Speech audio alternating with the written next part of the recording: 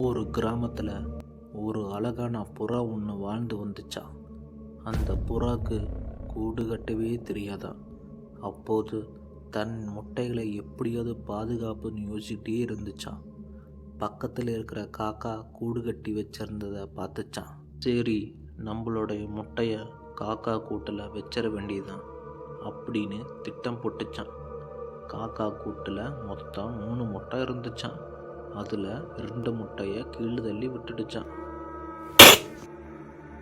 புறா தன்னுடன் முட்டையை வச்சு பின்பு காக்கா புறா முட்டைன்னு தெரியாம தன் முட்டைன்னு நினச்சி அடகாக்க ஆரம்பிச்சுதான். சில நாட்கள் பிறகு புறா குஞ்சுக வளர தொடங்குச்சு. அதன் குரல் வெளிவர ஆரம்பிச்சிச்சு. ஆஹா, இது நம்மளுடைய குஞ்சுகள் மாதிரி இல்லையே அப்படின்னு தெரிந்து கொண்ட காக்கா புறாவை விரட்ட ஆரம்பிச்சிச்சு. புறா குஞ்சுகளும் தன் வாழ்வைக்காக பறந்து சென்றது.